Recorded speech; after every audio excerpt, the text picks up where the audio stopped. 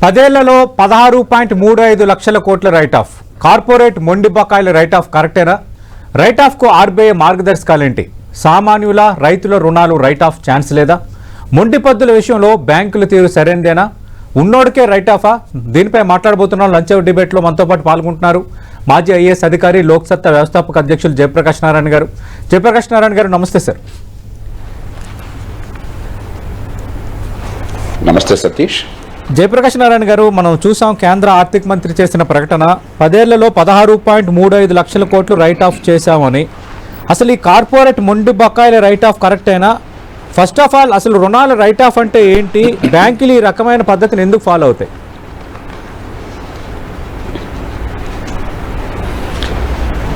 సతీష్, కొంచెం మనం దీనిలో నేపథ్యాన్ని అర్థం చేసుకోవాలి సార్. ఒకటి, 10 ఏళ్ల క్రితం బ్యాంకులు మన దేశంలో ఖాళీలో పడిపోయినాయి. 2014, 15, 16, 17, 18 దాకా. ఎందుకంటే అంతకుముందు దశాబ్దం కాలంలో విపరీతంగా రుణాలను ఇవ్వటం జరిగింది.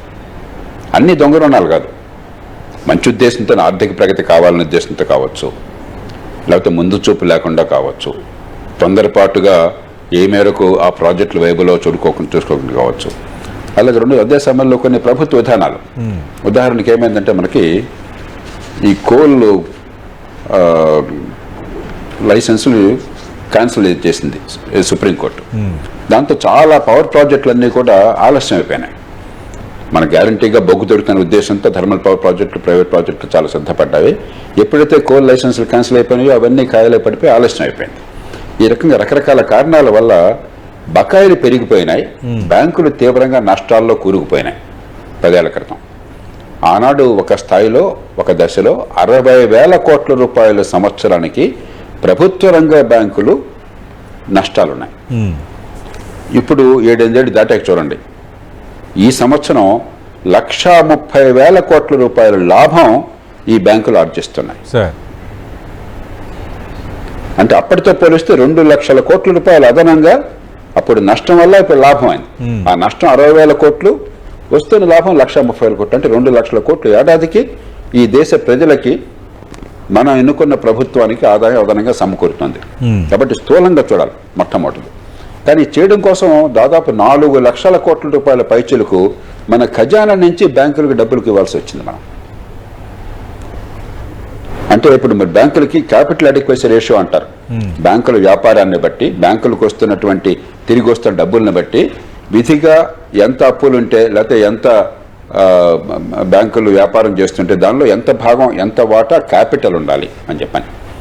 ఆ అవసరం పెరిగేసరికి ఆ 4 లక్షల కోట్ల రూపాయలు పెట్టాల్సి వచ్చింది. అక్కడ మన పన్నుల డబ్బుల నుంచి ఖజానాలో ఖర్చు అయిపోయింది.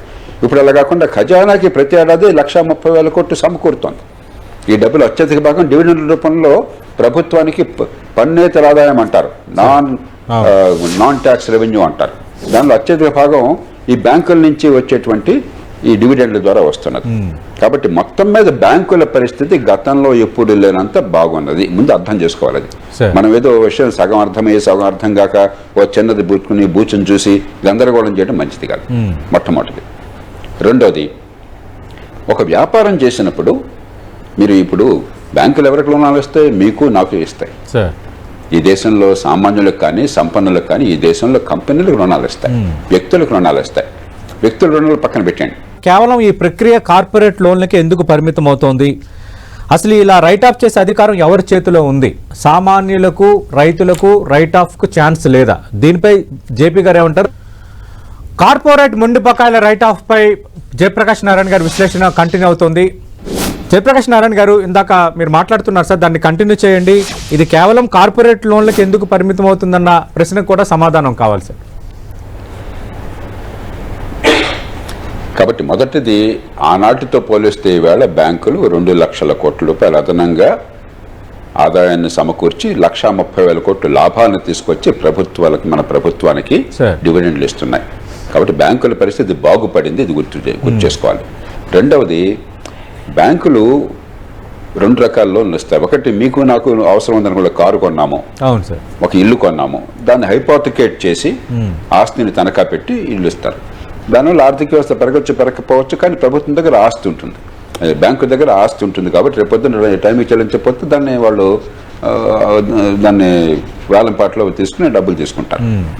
కానీ ఆర్థిక కార్యక్రమాలకి వ్యక్తులకు కానీ కంపెనీలకు కానీ ఇచ్చేది ఒక రిస్క్ తీసుకుని పెడుతున్నారు. ఒక కంపెనీ వ్యాపారం చేస్తుంది అనుకోండి, దానిలో 20% 25% ఈక్విటీ ముందు వాళ్ళు డబ్బు పెట్టారు, రిస్క్ తీసుకోవాలి. మిగతా డబ్బు బ్యాంకుల నుంచి రుణం వస్తుంది. ఆ ప్రాజెక్ట్ మంచిదైనట్టయితే, మార్కెట్లో కనుక అది సక్సెస్ విజయం సాధించే అవకాశం ఉన్నట్టయితే కొంతమేరకు వీలుంటే కొంత హైపోథికేషన్ తీసుకుంటారు సెక్యూరిటీ. కానీ మీరు పెద్ద ప్రాజెక్ట్ పెట్టినప్పుడు హైపోథికేషన్ సెక్యూరిటీ ఉండదు, సాధ్యం కాదు. ఆ ప్రాజెక్టుని బట్టి వాళ్ళకున్న క్రెడిబిలిటీని బట్టి వాళ్ళు సొంతంగా డబ్బులు పెట్టారు కాబట్టి, డౌన్ పేమెంట్ పెట్టారు కాబట్టి, దాన్ని బట్టి ఈక్విటీ పెట్టారు కాబట్టి రుణాలు ఉంటాయి. మార్కెట్లో నిజమైన కాంపిటీషన్ ఉన్నప్పుడు అన్ని వ్యాపారాలు విజయం సాధించవు. మన పిల్లల్లోనే, మన కుటుంబాల్లోనే, మన బంధువుల్లోనే, మనకు తెలిసిన వాళ్ళలోనే, లేకపోతే మార్కెట్లో కంపెనీల్లోనే అన్ని నిజాయితీగా చేసినా కూడా టెక్నాలజీ ఫలించకపోవచ్చు. ఇంతకంటే పవర్ఫుల్ బ్రాండ్ ఒకటి రావచ్చు, చైనా నుంచో మరో దేశం నుంచో వచ్చే పోటీకి వాళ్ళు తట్టుకోలేకపోవచ్చు, వాళ్ళు ఉత్పత్తి సరిగ్గా చేస్తున్నా కూడా. కాబట్టి క్యాపిటలిజంలో, మార్కెట్ ఎకానమీలో, పోటీ ఆర్థిక వ్యవస్థలో అన్ని వ్యాపారాలు విజయాన్ని సాధించవు. వాళ్ళ తప్పు లేకుండా విజయం సాధించలేదనుకోండి, ఫెయిల్యూర్ అయిందనుకోండి, అందుకోసమే కంపెనీలు, లిమిటెడ్ లయబిలిటీ కంపెనీ అనేది మానవ సమాజం గత కొన్ని వందలేళ్లుగా సృష్టించింది. ఎందుకని? మీరు చిత్తశుద్ధితో ప్రయత్నం చేస్తే, మీరు పెట్టుబడి పెడితే, ఆ పైన అప్పులు తీసుకుంటే, మీ తప్పు లేకుండా కంపెనీ గనక లాభాలు ఆర్జించలేకపోతే మీ కుటుంబం గుల్ల కాకూడదు. అది సమాజం దాన్ని భరిస్తుంది. కాబట్టి మార్కెట్ ఎకానమీలో, ఆధునిక ఆర్థిక వ్యవస్థలో, పోటీ ఆర్థిక వ్యవస్థలో కొంత వైఫల్యం అనివార్యం. అందరూ విజయం సాధించడం లైసెన్స్ రాజ్యంలోనే సాధ్యం. లైసెన్స్ రాజ్యంలో ఖరీదు పెరుగుతుంది, మనం ఎక్కువ డబ్బు చెల్లిస్తాము, మన్నిక తగ్గుతుంది, దేశం నష్టపోతుంది. కాబట్టి నిజాయితీగా కనుక కంపెనీ వాళ్ళ తప్పేమీ లేకుండా పోటీలో తట్టుకోలేక నష్టం వస్తే ఏదో రకంగా చేయాలి. ఆ కంపెనీ ఇంకోళ్ళకి అమ్మాలి. మరి 100 రూపాయలు పెట్టుబడితే 50 రూపాయలకి అమ్మాలి. 50 రూపాయలు నష్టం ఉంటుంది. మొట్టమొదటి నష్టం భరించేది కంపెనీ పెట్టినవాడు. వాళ్ళ ఈక్విటీ పోతుంది, వాళ్ళ పెట్టుబడి పోతుంది. ఆ తర్వాత నష్టం అప్పులు ఇచ్చిన వాళ్ళకి పోతుంది. కాబట్టి దాన్ని మనం తప్పుగా పరిగణించకూడదు. ప్రపంచంలో ఏ దేశంలోనైనా అది అనివార్యం. మనకి ఈవేళ 278 లక్షల కోట్ల రూపాయలు, మన చోట్ల అర్థం చేసుకోవాలి, 278 లక్షల కోట్ల రూపాయలు బ్యాంకుల నుంచి, ప్రభుత్వ రంగ బ్యాంకుల నుంచి ఈ దేశంలో రుణాలను ఇచ్చారు మార్కెట్లో. దానిలో ఇందాక మీరు ఇచ్చిన లెక్కలు 16 లక్షల కోట్లు కనుక నిజమైనట్టయితే 10 ఏళ్లలో ఏడాదికి 1,60,000 కోట్లు మనం ప్రస్తుతానికి మాఫీ కూడా కాదు, రికార్డుల నుంచి నాన్ పర్ఫార్మింగ్ అసెట్స్ గా పెట్టి దాన్ని పక్కన పెడుతున్నారు. దాని సంగతి తర్వాత వస్తాను. అంటే 273 లక్షల కోట్లలో 1.6 లక్షల కోట్లు అంటే ఏంటి? సుమారుగా 0.5%. 200 రూపాయలకి 1 రూపాయి తిరిగి రావటం లేదు కాబట్టి దాన్ని పక్కన పెట్టారు. 200 రూపాయలకు 1 రూపాయో లేకపోతే 1/2 రూపాయలు తిరిగి రాకుండా ఉండటం పెద్ద గొప్ప విషయం కాదు. పోటీ ప్రపంచంలో, పోటీ ఆర్థిక వ్యవస్థలో కొన్ని కంపెనీలు విధిగా దివాళా తీస్తాయి, నిలబడలేవు. అది నార్మల్ బిజినెస్ కింద భావిస్తాం. అయినా కూడా బ్యాంకులో లాభాలు వస్తున్నాయి. కాబట్టి దానికి ఏ రకంగా మనం దాన్ని కంపెనీల ప్రభావాన్ని పెంచొచ్చా, వ్యాపారాన్ని పెంచొచ్చా ఆలోచించాలి తప్ప ఇదేమి అక్రమము కాదు, దీనికి అంత బెంబేలెత్తాల్సిన అవసరం లేదు. రెండోది, ఈ డబ్బంతా పోయినట్టు కాదు. మనం ఏంటంటే కఠినంగా బ్యాంకుల మీద నియంత్రణ పెట్టాం. మీకు కొంతకాలం పాటు కనుక డబ్బు వడ్డీలతో సహా తిరిగి రాకపోయినట్టయితే నాన్ పర్ఫార్మింగ్ అసెట్ అన్నాం. కొంతకాలం పాటు నాన్ పర్ఫార్మింగ్ అసెట్గా ఉన్నట్టయితే దాన్ని మీరు డబ్బుల్లో, మీ అసెట్లో భాగంగా చేయకుండా పక్కన పెట్టండి అన్న. దాని రైట్ ఆఫ్ కాదు, అది అసెట్లో భాగం కాకుండా, నాకు ఆస్తిలో భాగం కాకుండా చూపెట్టండి. గ్యారంటీ లేదు కదా, రేపు వస్తున్న రాదు కాబట్టి పక్కన పెట్టండి అంటున్నాం. అది పక్కన పెట్టి నీ లాభాలు నాకు చూపెట్టమంటున్నాం. అంటే బ్యాంకుల మీద బాగా కఠినంగా ఒత్తిడి తీసుకొచ్చి బ్యాంకుల పనితీరు మెరుగుపరిచే ఏర్పాటు జరుగుతుంది. ఒకటేమో నిజంగా నిజాయితీగా మార్కెట్లో పోటీ వల్ల నష్టపోయినట్టయితే దాన్ని సమాజం ఆదుకోవాలి. రెండవది, ఇదంతా పోయినట్టు కాదు. ఆ తర్వాత ఓపికను పెట్టి డెట్ రికవరీ ట్రైబ్యునల్ ఉంది, తర్వాత రీస్ట్రక్చరింగ్ కోసం కొన్ని ఏర్పాట్లు, ఈ మధ్య కాలంలో బ్యాంక్రప్సీ కూడా ఏర్పాటు చేశారు, రకరకాల పద్ధతులు పెట్టారు.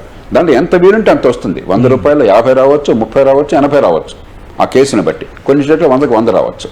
కానీ రేపు పొద్దున వస్తుందన్న నమ్మకంతో ఇవాళ మీరు బ్యాంకులో మీ బ్యాలెన్స్ షీట్ పెట్టబోకండి, అది పక్కన పెట్టండి, పోయినట్టుగా భావించండి అంటున్నారు. ఆ పోయినట్టుగా భావించటం వేరు, పోవటం వేరు. దీనిలో కొంత తిరిగి వచ్చే అవకాశం ఉంటుంది. ఇక చివరిది, నిజంగా ప్రభుత్వ జోక్యం వల్ల, ప్రభుత్వం బ్యాంకుల వల్ల ఏమవుతుంది? వాళ్ళకి ఆశ్రితులకు ఇచ్చే ఏర్పాటు కూడా జరుగుతున్నమాట వాస్తవం. ఎవరు ఎంపీ గారు ఫోన్ చేస్తారు, మంత్రి గారు ఫోన్ చేస్తారు, ప్రభుత్వం ఏదో ఒత్తిడి తీసుకొస్తారు, లేకపోతే ప్రభుత్వం బ్యాంకులో డైరెక్టర్లు పెడుతుంది, డైరెక్టర్లు ఆశ్రిత పక్షపాతంతో కావాల్సిన వాడికి ఇస్తారు, కొన్ని సందర్భాలు లంచాలు కూడా తీసుకోవచ్చు. అది ఖచ్చితంగా అరికట్టాలి. అక్కడ తప్పు జరుగుతుంది. మనం ఈ క్షీర న్యాయం లేకుండా అన్ని ఒక ఘాటుని కట్టేస్తున్నాం. అది పూర్తిగా పోవాలంటే ఒకటే మార్గం, మీరు ప్రభుత్వ రంగ సంస్థలు ప్రభుత్వం నడపాలండి. బ్యాంకుల్ని కనుక ప్రభుత్వం నియంత్రించమనండి, రిజర్వ్ బ్యాంక్ ద్వారా ఇతర పద్ధతుల ద్వారా. ప్రైవేట్ బ్యాంకులు నడపమనండి. ప్రైవేట్ బ్యాంకులు ఉన్నాయి, ఇప్పుడు HDFC బ్యాంక్ ఉన్నది, ICICI బ్యాంక్ ఉన్నది. మనం పట్టించుకోవట్లేదు, ఏం జరుగుతుందని చెప్పన్నది మనకు అనవసరం. ప్రజల డబ్బు పోట్ల అక్కడ. కాబట్టి నియంత్రణ ఉండాలి. ప్రైవేట్ బ్యాంకులకు మాత్రం ఎందుకు NPL తక్కువగా ఉంటున్నాయి సార్? ఎందుకంటే ప్రైవేట్ బ్యాంకుల మీద ప్రభుత్వం ఒత్తిడి లేదు. వాడు ఆశ్రిత పక్షపాతంతో వాళ్ళు ఇవ్వట్లా లోన్లు. ఒకళ్ళు ఇచ్చారనుకోండి, వాడు డబ్బు పోతుంది, మీకు నాకు నష్టం లేదు. ఖాతా డిపాజిట్ ద్వారా నష్టం జరగకుండా బ్యాంకుల మీద నియంత్రణ ఉంటుంది. అది అందరికీ వర్తిస్తుంది RBI ద్వారా. అది మినహాయిస్తే నష్టపోయేది ప్రభుత్వం కాదు. మనం ఏమైంది 60,000 కోట్లు నష్టపోయాం గతంలో అని చెప్పాం కదా. ఆ నష్టం ఎవరు భరించారు? ఈ దేశ ప్రజలు భరించారు. మన పన్నుల డబ్బుల నుంచి ఇచ్చాం. 4 లక్షల కోట్లు మన బ్యాంకుల్లో పెట్టుబడి ఎక్కడి నుంచి వచ్చింది? పన్నుల డబ్బుల నుంచి వచ్చింది. అదే ప్రైవేట్ బ్యాంక్ దెబ్బతుంది అనుకోండి, మనకు పైసా పోదు. డిపాజిటరీ ప్రయోజనాల కోసం వేరే పద్ధతులు ఉన్నాయి, ఆ నియంత్రణ ఉంటుంది. కాబట్టి దీని పరిష్కారం ఇప్పుడు ఎవరైతే ఈ ఆరోపణలు చేస్తున్నారో వాళ్ళు మరి బ్యాంకుల్ని ప్రైవేటీకరించండి, ప్రభుత్వం ఎందుకు పెట్టుకోవాలా? ప్రైవేటీకరిస్తే కొన్ని 10 లక్షల కోట్ల రూపాయలు ప్రభుత్వానికి డబ్బులు వస్తాయి అదనంగాను. పన్నుల భారం తగ్గుతుంది, అప్పుల భారం తగ్గుతుంది. అంటే అబ్బాయి ప్రభుత్వం చేతుల్లోనే ఉండాలంటాం. అవగావాలి బోవగావాలంటే అట్లాగా ప్రభుత్వం చేతుల్లో ఉండాలా? ప్రభుత్వం ఆశ్రిత పక్షపాతం ఉండాలా? మరి ప్రభుత్వం నిజాయితీగానే అక్కడ తప్పనిసరి బ్యాంక్ కనుక ఆ వ్యాపారం వాళ్ళ దురదృష్టం కొద్ది కోల్పోయినట్టయితే, వ్యాపారంలో కనుక ఆ ఖాయిలా పడ్డట్టయితే దానికి మాఫీ చేస్తే మీరు అన్యాయం చేశారు, ఈ గొడవలన్నీ లేకుండా మీరు ప్రైవేటీకరించండి. కానీ ప్రస్తుతం బ్యాంకుల పరిస్థితి చాలా ఆరోగ్యంగా ఉన్నది. 10 ఏళ్లలో చాలా బాగు చేశారు. గత 10 ఏళ్లలో బాగా జరిగిన పని ఏమన్నా ఉంటే బ్యాంకుల ఆర్థిక పరిస్థితిని చాలా చక్కదిద్దారు. అంచేత సమగ్రంగా చర్చ కావాలి, పార్టీలకి పక్షపాతాలకు అతీతంగా. అంటే జయప్రకాష్ నారాయణ గారు, సాధారణంగా ఎప్పుడు కూడా ఈ రైట్ ఆఫ్ ప్రకటన వచ్చినప్పుడల్లా సాధారణంగా వచ్చే పెద్ద ప్రశ్న అంటే సామాన్యుల రైతుల రుణాలకు రైట్ ఆఫ్కు ఛాన్స్ లేదా, మొండి బకాయిలు అలాగే కొందరు బడాబాబుల విషయంలో మాత్రం ఈ ధోరణి ప్రదర్శిస్తారన్నది సాధారణంగా తలెత్తే ప్రశ్న. సతీష్, నేను ఎప్పుడు రైతుల పక్షపాతనే. అవును సార్. 1991 దగ్గర నుంచి అప్పుడు చౌదరి దేవీలాల్ ఆధ్వర్యంలో రుణమాఫీ జరిగింది మొట్టమొదటిసారిగా రైతులకి. నేను అప్పుడు సహకార బ్యాంక్కి పగ్గాలు చేపట్టాను. ఆనాడు నాకు 100 రూపాయలు రుణాలు ఇస్తే 8 రూపాయలు తిరిగి వస్తున్నాయి. 92% ఖాయిలా పడ్డాయి. దాని నుంచి ఆ బ్యాంకుని బతికించడం కోసం నా ప్రాణం అంతా ధారపోసాను, నా శక్తి అంతా ధారపోసాను.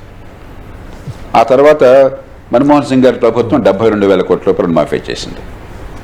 ఆ తర్వాత ఇప్పుడు రాష్ట్రాలు ఈ మధ్యకాలంలో అప్పు చేసి మరి మన రేవంత్ రెడ్డి గారి ప్రభుత్వం 31,000 కోట్ల రూపాయలంతో రుణమాఫీ చేశారని విన్నాను. అలాగే గతం 2014లో ఇటు తెలంగాణలో అటు ఆంధ్రప్రదేశ్ ప్రభుత్వాలు వాళ్ళ డబ్బులు లేకుండా, ముఖ్యంగా ఆంధ్రప్రదేశ్లో డబ్బులు లేకపోయినా అప్పులు తీసుకుని రుణమాఫీలు చేశారు. రుణమాఫీలు చేస్తూ ఉన్నాం. రుణమాఫీలు పరిష్కారం కానే కావు. ఇప్పుడు ఒక రైతు కానీ, ఒక బ్యాంక్, ఒక సంస్థ కానీ వాళ్ళ తప్పేమీ లేకుండా దారుణమైన నష్టానికి గురైపోతే ప్రకృతి వైపరీత్యాల వల్ల కానీ, చీడపేటల వల్ల కానీ వాళ్ళన్నీ జాగ్రత్త చేస్తాయి. దానికి ప్రత్యేకంగా ఆదుకోవటానికి మార్గం వేరు. అంతేగాని గంపగొత్తుగా ఇప్పుడు మన రుణమాఫీ తెలంగాణలో ఏం చేశారు? ఎన్నికలకు ముందు రేవంత్ రెడ్డి గారు వారి పార్టీ వారు ఏం ప్రకటించారు? రుణమాఫీ చేయబోతున్నాం, రుణాలు తీసుకోండి, ఎగ్గొట్టండి.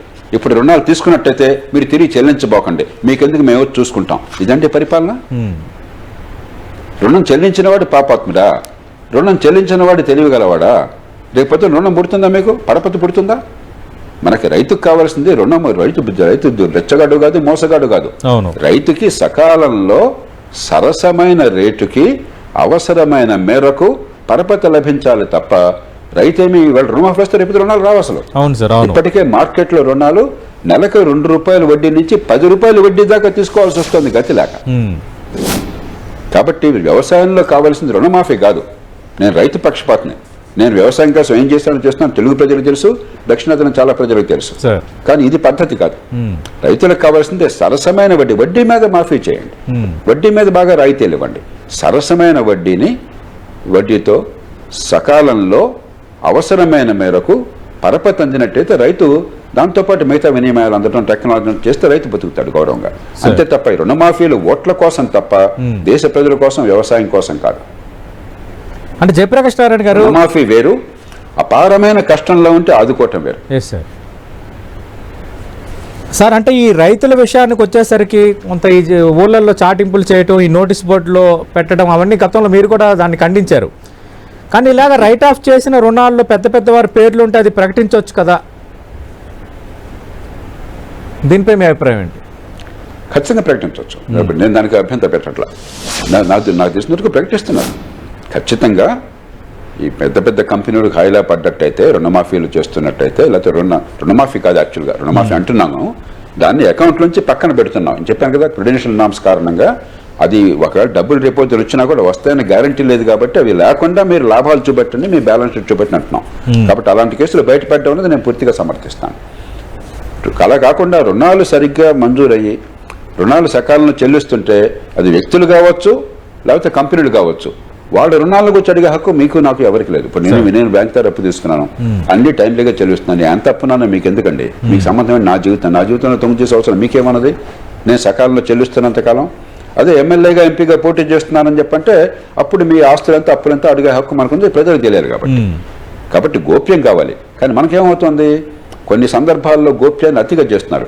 ఆంధ్రప్రదేశ్ ప్రభుత్వం, నేను బహిరంగంగా చెప్తున్నాను, బహుశా మొట్టమొదటిసారి కావచ్చు, గతంలో గత 5 సంవత్సరాలు గత ప్రభుత్వం చేసిన అప్పులు వివరాలు చెప్పండి అని చెప్పని కంట్రోలర్ ఆడిటర్ జనరల్ సిఏజీ కోరారు. సిఏజీ రాజ్యాంగబద్ధంగా ఏర్పడ్డ సంస్థ, సిఏజీకి అధికారం ఉన్నది, బాధ్యత ఉన్నది. ప్రభుత్వం ఎంత అప్పులు చేసింది తెలుసుకోవాలని చెప్పని చాలా విడ్డూరంగా ప్రభుత్వ రంగ బ్యాంకులు మేము ఈ వివరాలు చెప్పము, క్లయింట్ కాన్ఫిడెన్షియాలిటీ, ప్రభుత్వం వారి క్లయింట్ అట కాబట్టి వారి గోప్యతని కాపాడాలట, ప్రజాధనం ఇది, సో అది రాజ్యాంగబద్ధమైన సంస్థ, అది విడ్డూరంగా చేశారు. దాన్ని తీవ్రంగా ఖండించాలి. నేను దాన్ని వెంటనే టేకప్ చేస్తాను. జాతీయ స్థాయిలో ఆర్థిక శాఖతో వారు ఒక ఆదేశాన్ని ఇస్తాము, బ్యాంకులందరికీ కూడా కంట్రోల్ ఆడిటర్ జనరల్ కానీ ప్రజలకు కానీ ప్రభుత్వాలు అప్పులు బయట పెట్టాల్సి చెప్పని అవసరం ఉందని చెప్పని. కాబట్టి ఇది చాలా లోతుగా ప్రతించాలి. ప్రభుత్వం చేసే అప్పుల విషయం పూర్తిగా తెలుసుకునే బాధ్యత హక్కు మనకున్నది పౌరులంగా. సిఏజీకి రాజ్యాంగబద్ధంగా ఉన్నది. వ్యక్తుల అప్పులు వాళ్ళు సకాలంలో చెల్లిస్తున్నంతకాలం వ్యక్తులకు కానీ కంపెనీలు కానీ మనం లోతుకెళ్లాల్సిన అవసరం లేదు. ఎలాగో వాళ్ళు క్యాపిటల్ మార్కెట్లోకి వెళ్ళి షేర్ మార్కెట్లోకి వెళ్తే వివరాలు ప్రకటించాలి. దానికి డిస్క్లోజర్ నామ్స్ ఉన్నాయి. ఎందుకంటే ఆ కంపెనీలో పెట్టుబడి పెట్టాలంటే నా కంపెనీ ఆర్థిక పరిస్థితి నాకు తెలియదు కాబట్టి. వ్యక్తుల ఆర్థిక పరిస్థితి తెలిసిన హక్కు మనకు లేదు, వాళ్ళు సకాలంలో చెల్లిస్తున్నంత కాలం. కాబట్టి ఒక్కొక్క స్థాయిలో ఒక్కొక్క రకం, అన్నిటికీ పిడుకుబి అని కొట్టే మాత్రం వేలే. అంటే జయప్రకాష్ నారాయణ గారు, మరి లక్షల కోట్ల రైట్ ఆఫ్ను ప్రకటించడం గొప్పగా చూడాలా, లేదంటే బకాయిలు వసూలు చేసుకోలేకపోవడానికి ఇది నిదర్శనంగా చూడాలా? అలాగే మీరు ఇందాక అన్నారు ఈ ఆశ్రిత పక్షపాతం, ఈ రాజకీయ నేతల జోక్యం, రికమెండేషన్స్, వీటిని కంట్రోల్ చేయడానికి మార్గం ఏంటి? ముందు చివరిదానికి వద్దాం సార్.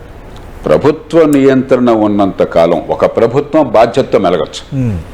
గత 7-8 ఏళ్లుగా చాలా మేరకు ప్రభుత్వాల ఆశ్రిత పక్షపాతంతో లోటును పొందేది తగ్గింది, పూర్తిగా పోయిందని అనలేం. కానీ రేపొద్దు ఇంకో ప్రభుత్వం, ఇంకో నాయకులు వచ్చి ఇంకో రకంగా చేయొచ్చు. కాబట్టి ప్రభుత్వం బ్యాంకుల్ని ఓన్ చేయడం అన్నది, ప్రభుత్వం ఆధిపత్యం అన్నది మంచిది కాదు. ప్రభుత్వ నియంత్రణ వేరు, అన్ని బ్యాంకుల మీద, ప్రైవేటు గవర్నమెంట్ బ్యాంకుల మీద ఉండాలి, కానీ ప్రభుత్వ ఓనర్షిప్ వేరు. కాబట్టి ప్రభుత్వ రంగ బ్యాంకుల్ని కాలక్రమేణా మనం ప్రైవేట్ రంగానికి బదిలీ చేసి లక్షల కోట్లు, 10 లక్షల కోట్లు డబ్బు, మన డబ్బు అక్కడ ఉంది, ఈ దేశ ప్రజలు పెట్టిన డబ్బు ఉంది. ఆ డబ్బుని తీసుకొచ్చి మళ్ళీ వాడు కర్పూరహారం చేయకుండా ఈ దేశంలో పెట్టుబడులకు పెంచాలి. అంటే పారిశ్రామికీకరణకి, పెట్టుబడికి ఉపకరణకు ఉపయోగించడం అవసరం. నాకేమాత్రం మనలేదు, అక్కడ ఏకాభిప్రాయం రావాలి. ఇక రెండవది, ఖచ్చితంగా అప్పులు ఇచ్చే ముందు మరింత లోతైన పరిశీలన కావాలి.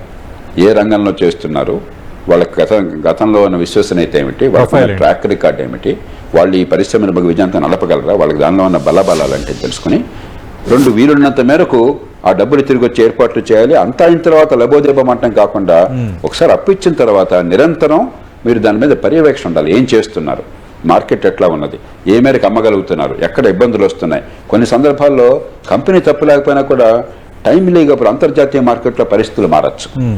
అప్పుడు బ్యాంక్ ఆదుకోలేదనుకోండి, సకాలంలో మీకు జీతాలు ఇవ్వడానికో లేకపోతే మరి ఉత్పత్తి చేయడం కోసం చెప్పిన వర్కింగ్ క్యాపిటల్కి బ్యాంక్ అడ్డుపెట్టింది అనుకోండి, మీ దగ్గర స్టాక్ పడి ఉన్నది, ఇన్వెంటరీ పడి ఉన్నది, చైనా నుంచి మరొకటి ఇబ్బడి ముగ్గుడుగా వచ్చేసినాయి, లేకపోతే అమెరికాలో సడన్ గా ఇప్పుడు ట్రంప్ గారు విధానాలు మార్చాడు, ఎగుమతులు కొంచెం ఆగిపోయినాయి, అప్పుడు అవసరం వస్తే బ్యాంకును ఆదుకోవాలి. వ్యాపారం చేసేవాడిని పాపాత్ముడిగా చూడకూడదు. నిజాయితీగా వ్యాపారం చేస్తుంటే అతన్ని మిత్రుడిగా చూడాలి. ఆ వ్యాపారం పెరగటం, వ్యాపారం ద్వారా ఉత్పత్తి పెరగటం,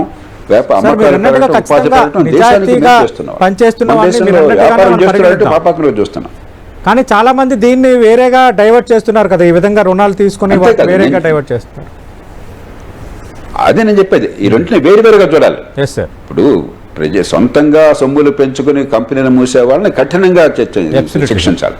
అందుకోసం ఈ మధ్య కాలంలో ఎప్పుడు లేనట్టుగా ఈ బ్యాంక్రప్సీ కోర్టు తీసుకొచ్చారు. వాళ్ళకి యాజమాన్యం లేకుండా చేశారు. ఉదాహరణకి సత్యం కంప్యూటర్స్ ఉన్నది, పాపం రామలింగరాజు గారు మంచి మనిషి, కానీ ఏ కారణంగానూ తప్పులు చేశారు, జరిగినాయి.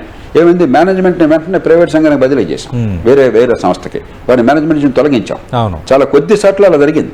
చాలా సందర్భాల్లో బ్యాంకుని సంస్థను కూలబెట్టిన వాళ్ళ చేతుల్లోనే పెడుతున్నాం మళ్ళీ సంస్థని, వాళ్ళకి మాఫీలు చేసి. అది తప్పది. సత్యం కేసులు అలా చేయకుండా మీరు మహీంద్రాకి ఇచ్చారు, బ్రహ్మాండంగా నడుస్తుంది. ఒక యూనివర్సిటీ కూడా ఏర్పాటు చేశారు. కాబట్టి ఒక్కసారి ఏ కారణంగానా కానీ మీరు బాగా కాయలా పడి ఆ కంపెనీని దెబ్బతీసినట్టయితే ముందు యాజమాన్యం తొలగించండి, శాశ్వతంగా తొలగించండి, వేరే వారికి అప్పచెప్పండి, విశ్వసనీయత ఉన్న వాళ్ళకి.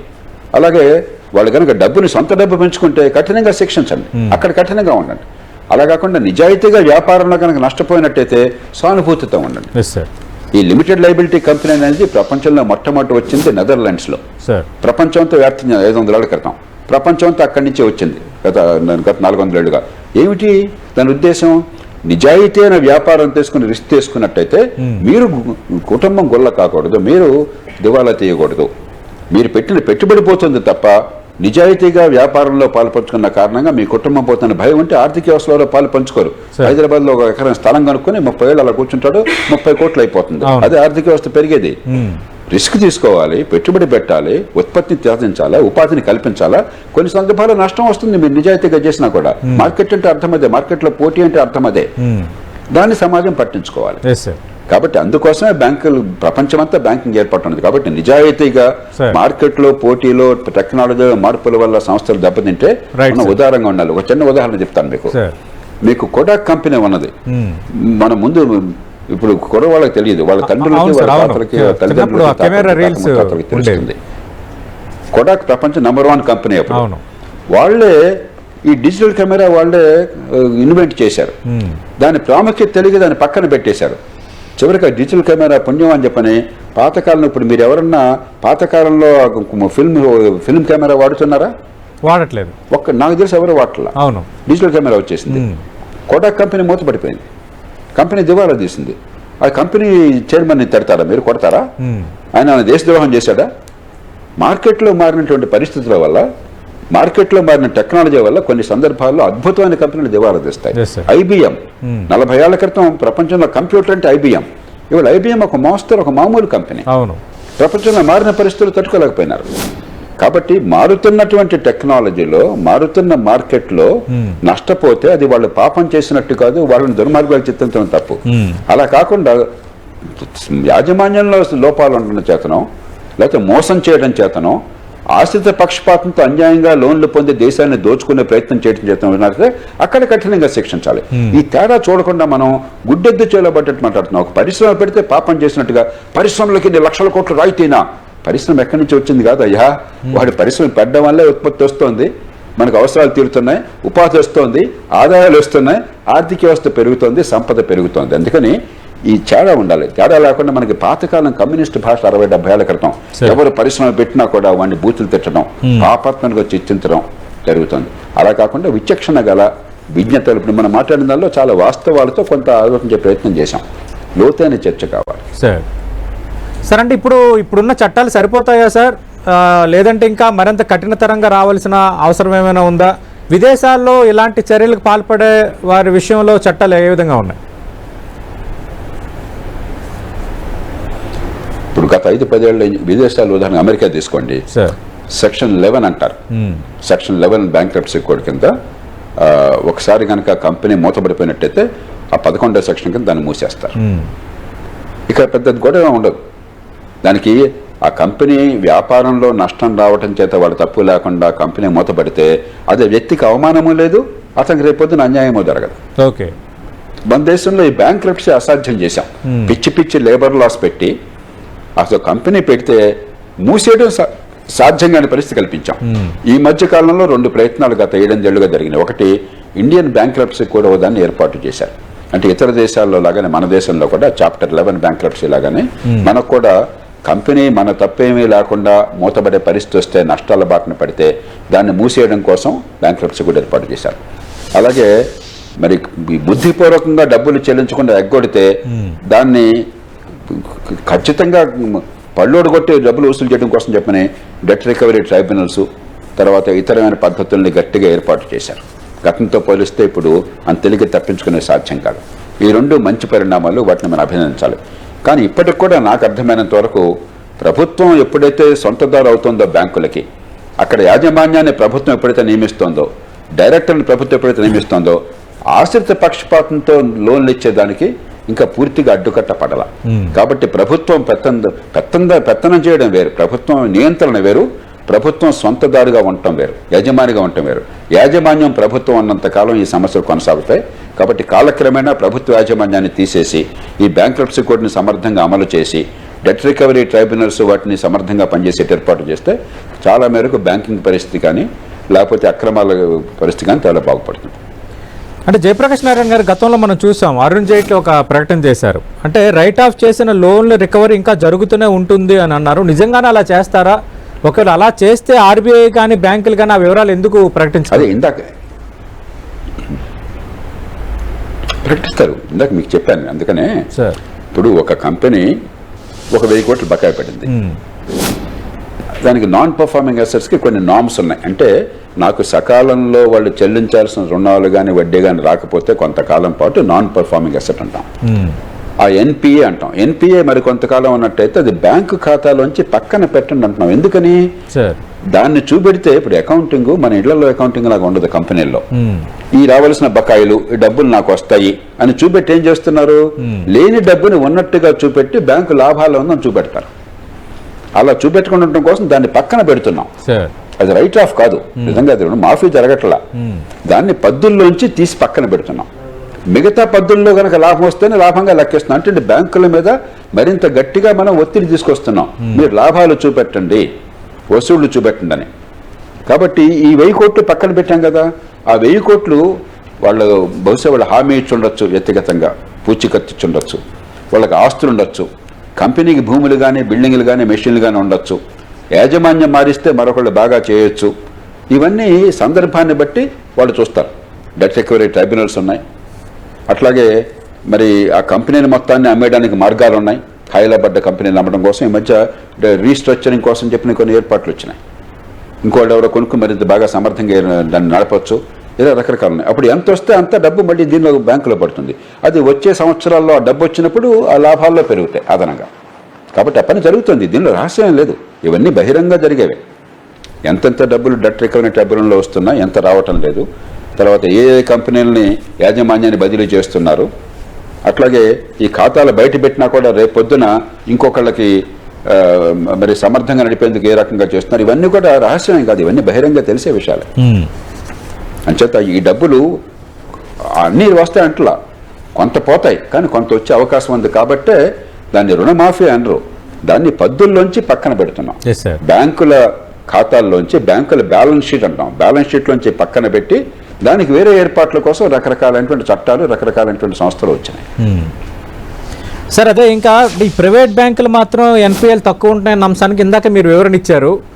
అంటే వీళ్ళు కొంత ఎక్కువ గ్యారంటీలు అడుగుతున్నారు. అలాగే ఒక లోన్ ఇచ్చేటప్పుడు ఆ లోన్ సరైన రీతిలో ఉపయోగపడుతుందా లేదా, ఏ ఉద్దేశంతో తీసుకున్నారు అంటూ నిరంతర పర్యవేక్షణ ఉంటుంది. బట్ ప్రభుత్వ రంగ బ్యాంకుల్లో అది లోపిస్తోంది రాను రాను అన్నది ఒక విమర్శ. దీనిపై ఏం చెప్తారు సార్? కరెక్ట్, మీరు చెప్పింది 100% వాస్తవం. ఏం జరుగుతుందంటే ప్రభుత్వం, నేను బ్యాంకుల మీద కోపంతో చెప్పడం లేదు, మనం లక్షలాది మందికి ఇప్పుడు ప్రభుత్వ రంగ బ్యాంకులు కొన్ని వేల మందికో లక్షల మందికో అప్పులు ఇవ్వాలనుకోండి. ప్రతి రుణం కూడా రుణగ్రహీత సమర్థుడా కాదా, లేదా ఆమె సరిగ్గా దాన్ని పనిచేస్తుందా, తిరిగి ఇస్తుందా, మరి వాళ్ళకి పరపతుందా, ఇవన్నీ ఆలోచించాలి. రేపొద్దున డబ్బు తిరిగి రాకపోతే రిస్క్ అవుతుంది. అందుకని ఏం చేస్తున్నారు ప్రభుత్వ రంగ బ్యాంకుల్లో? ఒకటి, ప్రభుత్వానికి పెద్ద లోన్ ఇచ్చేస్తున్నారు. ఇప్పుడు చెప్పాను ఆంధ్రప్రదేశ్ ప్రభుత్వానికి వాళ్ళు డబ్బులు లేకున్నా కూడా ఎస్క్రో అకౌంట్తో సహా సిఏజీకి కూడా తెలియకుండా 1,000 కోట్లు 10,000 కోట్లు రుణాలు ఇచ్చారు. నాదేం పోయా, గవర్నమెంట్ గ్యారంటీ ఉంది, గవర్నమెంట్కి ఇచ్చాను, నన్ను ఎవడేం చేస్తాడు, లేకపోతే నువ్వు వస్తుంది ఎట్లాగో, రాకపోతే పోతుంది, నాకేం కావాలి, నన్ను ఎవడేమండవు, పని అక్కర్లా. రెండోది ఏమవుతుంది, పెద్ద పెద్ద కంపెనీలకి నిజంగా బాగా పనిచేసే కంపెనీలు, సమర్థంగా పెట్టుబడి అవసరమైన కంపెనీలతో ఓకే, ఎవరో పైవాళ్ళు చెప్పారన్న వంకనో లేకపోతే కొన్ని సందర్భాల్లో ఏదో రకంగా ప్రలోభాలకు లొంగో ఆ పెద్ద కంపెనీలకు ఒకటి ఇచ్చేస్తున్నారు. ఇది సరైన బ్యాంకింగ్ కాదు. ప్రైవేట్ బ్యాంకింగ్లో ఏమవుతుంది, ప్రతి రుణాన్ని కూడా వాళ్ళు జాగ్రత్తగా పరిశీలించి ఏర్పాటు చేస్తారు. లేకపోతే ఆ బ్యాంకునికి రుణాలు రాకపోతే వాడికి ఉద్యోగం పీకేస్తారు, పెట్టుబడి పెట్టిన వాడికి పెట్టుబడి పోతుంది, బ్యాంకును మూతేయాల్సి వస్తుంది. ప్రభుత్వంలో ఉన్నటువంటి ఆర్బీఐ కానీ ఇతర సంస్థలు కానీ కఠినంగా వ్యవహరిస్తాయి. ఆ భయం ఉంటుంది, భక్తి ఉంటుంది. అంటే ఇప్పుడు మన సంస్థ మన కంపెనీ అంటే ఎంత జాగ్రత్తగా ఉంటాం మనం. అవును సార్. అదే రాజుల సొమ్ము రాళ్లపాలన ఉంది కదా, ప్రభుత్వ ఆఫీసులు ఎలా పనిచేస్తారు, ఇప్పుడు మీ టీవీ స్టూడియోలో మీ సిబ్బంది ఎట్లా పనిచేస్తారు, తేడా మీకు తెలియట్లా సార్. ఈ టైంకి ఈ షో జరగాల, ఇది టెలికాస్ట్ కావాలా, ఈ టైంకి ఈ పని జరగాల, ఇది జరగకపోతే మీ యజమాని ఊరుకోరు, జరగకపోతే మీ ప్రేక్షకులు ఛానల్ చూడరు. అదే ప్రభుత్వ ఆఫీసులో జరుగుతుందో మనకు తెలీదా, అది తనది కాకపోతే కాశీ దాకా దిగుతానన్నట్ట. నాది కాదు, నా డబ్బు కాదు, నా ఉద్యోగం బాదు, ఇది పోతే నాకు నష్టం లేదు అన్నప్పుడు ఆ తీరు వేరుగా ఉంటుంది. అక్కడ కొంత ప్రయత్నం చేస్తున్నారు, అన్ని తప్పలేని అంటలే. కానీ దీర్ఘకాలంలో ఏమవుతుందంటే నాది కాదు అనుకున్న తర్వాత అది నడవదు. అందుకని వ్యాపారంలో ప్రభుత్వం వేళ్లు పెట్టద్దు, వ్యాపారాన్ని అవసరమైన మేరకు నియంత్రించండి తప్ప వ్యాపారాన్ని మీరు సొంతం చేసుకోవద్దని అలాంటి వాళ్ళని గట్టిగా వాదించేది. మీరు చేయాల్సిన పని మీరు చేయండి మహాప్రభు, మంచి విద్య అందించండి పిల్లలకి. లక్షల కోట్లు ఖర్చు అయితే పిల్లలకి చదువు రావట్లేదు, వాళ్ళు తెలివితేటలున్నా కూడా ఆ పిల్లల బతుకులు నాశనం చేస్తున్నాం.